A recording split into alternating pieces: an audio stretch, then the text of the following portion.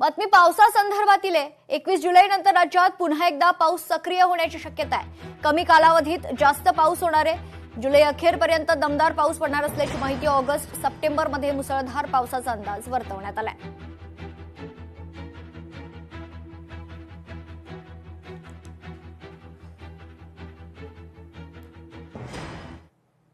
मुंबईला पाणीपुरवठा करणाऱ्या धरणांची स्थिती गेल्या वर्षीच्या तुलनेत यंदा चिंताजनक आहे।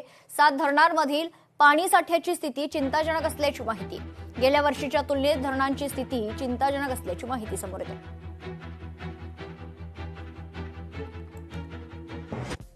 तर मुंबईच्या 7 धरणातील साठा पाहूयात। अप्पर वैतरणा 28% पाणी साठा, मोडक सागरमध्ये 84.80% पाणी साठा उपलब्ध आहे। तर तानसामध्ये 78.68% पाणी साठा, मध्य वैतरणा 43.80% पाणी साठा, भातसामध्ये 44.30% पाणी साठा, तर विहारमध्ये 100% पाणी साठा असल्याची माहिती। तर तिकडे तुळशी धरणात 99.66% पाणी साठा।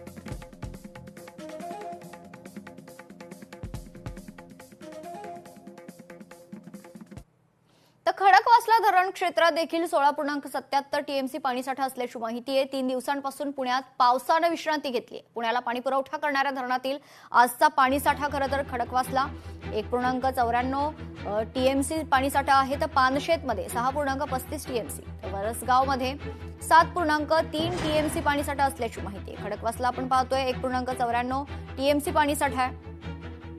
पानशेतमध्ये 6.35 टीएमसी, तर तिकडे वरसगाव धरणात 7.3 टीएमसी पाणीसाठा। टेमघरमध्ये 1.44 टीएमसी पाणीसाठा। पानशेतमध्ये 6.35 टीएमसी पाणीसाठा।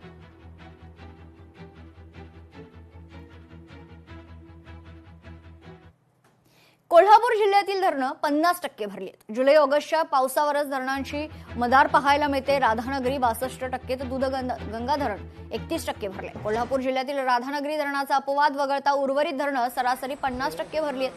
हवामान विभागानं 20 जुलैपर्यंत पावसाचं प्रमाण कमी असेल असा अंदाज वर्तवलाय।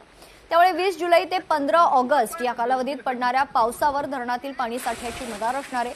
जिल्ह्यात गेल्या वर्षी 1 जून ते 11 जुलै या कालावधीत 557.6 मिलीमीटर पाऊस झाला होता। यावर्षी 419 मिलीमीटर पाऊस पडलाय, म्हणजेच 138.6 मिलीमीटर पावसाची आतापर्यंत तूट आहे।